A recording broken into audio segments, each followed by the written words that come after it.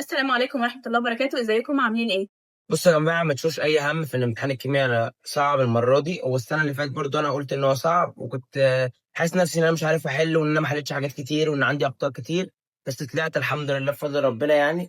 نقصت 4 درجات في الكيمياء، فأنتوا ما تقلقوش يعني. أنتوا حتى لو الامتحان صعب مش صعب، فصعب على الكل وهيبقى سهل على الكل. فأنتوا ما تقلقوش بالظبط. أبدا، فاهمين؟ السنة اللي فاتت كان عبد الرحمن عمل فيديو، لو انتوا شفتوه اكيد او يعني ناس كتير قوي شافوه، طلع يقول بقى عمل ايه في الامتحان، لان هو الدفعة اللي فاتت على طول، وبجد كان وقتها حاسس ان هو حل وحش وان الامتحان وحش جدا، في حاجات وقفت معاه بالظبط. وذكر لكم حتى الحاجات اللي كانت واقفة معاه وكان حلها وحش. وكمان لما رجعت عبد الرحمن، هل انت لقيت انك يعني كنت ناقص ال4 درجات دول لا، بس؟ بس أنا أصلا ما كنتش براجع. ما كنتش بتراجع بجد والله؟ ما كنتش براجع. انا فاكره انت كنت بتراجع. لا، طب ماشي خلاص. رجعت العربي وما رجعتش.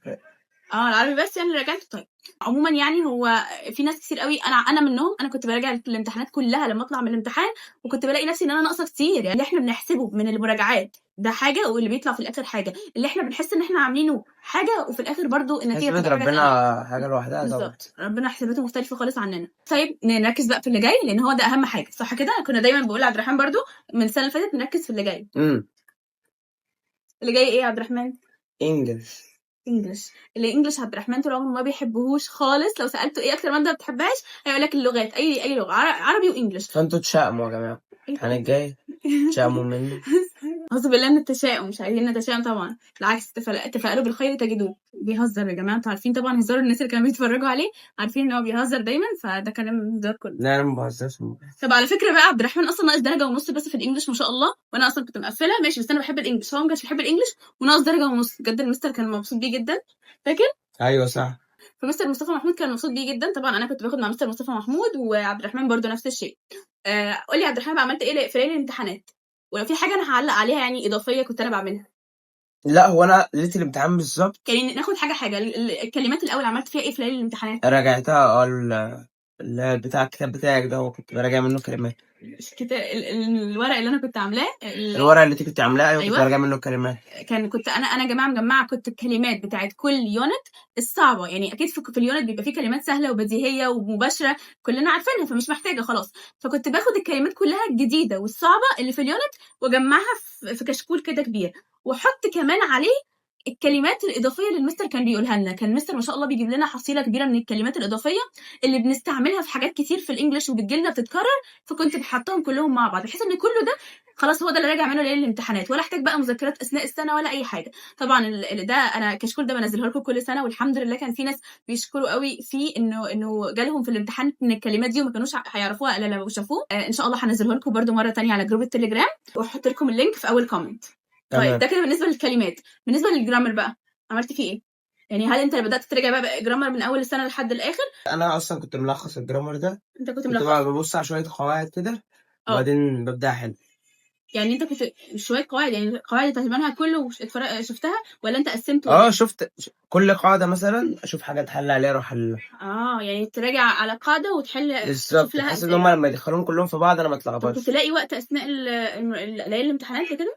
كنت الاقي طبعا وقت. لو انا مكرس يومي كله على حاجه معينه، هلاقي وقت طبعا ليه. انما أنا لو ضيعت وقت مش هلحق باقي.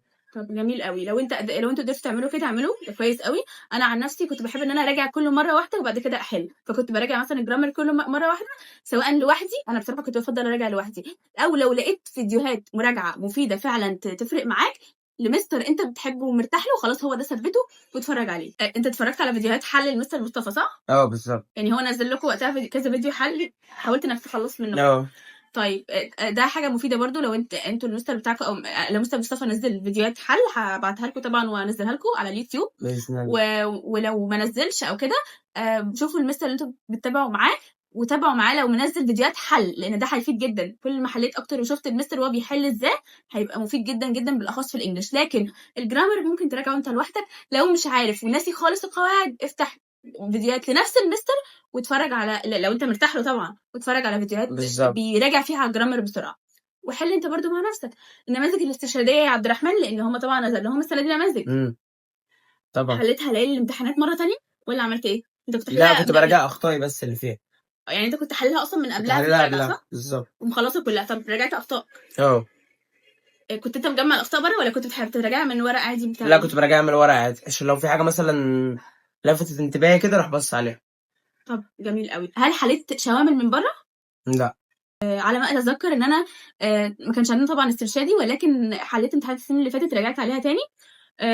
وأنا أصلًا كنت باسيب منها علشان في ليالي الامتحانات، وممكن أكون ما حلّيتش غير شاملين 3 بس مش كتير يعني، بس هو عشان الEnglish الشوامل بتاعته ما بتاخدش وقت، فسهل إنّك تحل يعني، لو عندك شوامل متاحة حِل، مش هتخسر حاجة. بالنسبة للقطعة، هل قريت القطعة الأول وبعد كده حلّيت أسئلتها، والّا قريت الأسئلة الأول وبعد كده طلعت للقطعة؟ قريت الأسئلة الأول بعد كده طلعت للقطر. تعمل كده كنت حتى أثناء السنة؟ باعمل كده في العربي أصلًا. كنت عملت كده في العربي برضه؟ صح. أنا بصراحة برضه عملت كده، باقرأ الأسئلة بعد كده أقرأ القطع، بعد كده أرجع أقرأ الأسئلة تاني بقى وأحلّها سؤال، سؤال. قُل لهم حاجة يا عبد الرحمن في الآخر بقى منّك ليهم. هو عبد الرحمن ده شكله محتاج تحفيز أصلًا. إمم. أول حاجة ما تخافوش واتطمنوا، والنتيجة دي مش هي اللي هتحدد حياتك. ارفعي الطرحة. طلع جني نزل كاميرا. مش النتيجة دي هي اللي هتغير حياتك، النتيجة دي مجرد رقم. تمام.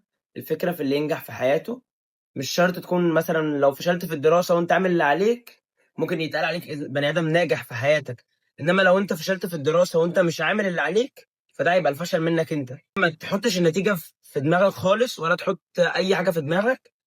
حط بقى اللي تحطه في دماغك بس عملك اللي انت عملته والسعي اللي انت سعيته. لو انت شايف ان انت عملت اللي عليك وسعيت وذاكرت وخلاص وتعبت لاخر لحظه، خلاص سيب الباقي على ربنا بقى، ومفيش اي حاجه. واللي ربنا كاتبه لك هو اللي هيحصل، وهتخش الكليه اللي انت نفسك فيها باذن الله. ولو ما دخلتش اللي انت نفسك فيها ربنا كاتب لك الاحسن والاحسن والشغل الاحسن. ايه، هو ربنا كاتب لك الخير كده كده. مفيش حاجه اهم من ان انت تعمل اللي عليك حتى لو وبس، حاسس وربنا إنّك معاك. يعني كان حلّيت وِحِش في أي حاجة سابقة، خلاص أنت عملت اللي عليك. بالضبط. وهو مش شرط ربنا بيغيّر الأقدار. أنت ممكن تكون أنت شايف الدعاء نَفْسك إن كمان، أنت أيوه. حليت وِحِش جدًا، وتلاقي إن المادة اللي أنت بتقول إن أنت حليت فيها وِحِش جدًا دي ممكن أعلى مادة أنت جايب فيها درجات. بتحصل والله صح كتير. اتعشموا كلّكم في ربنا خير، إن شاء الله. سيبوا الباقي على ربنا، وخير بإذن الله وربنا يوفقكم. حبيبي يا عبد ومع الرحمن، السلامة. كبرت وعقلت. شكرًا يا عبد الرحمن، وشكرًا ليكم إن أنتم استمعتوا لنا للآخر، وأتمنى تكونوا استفدتوا من الفيديو. بس كده، مع مع السلامة. السلامة.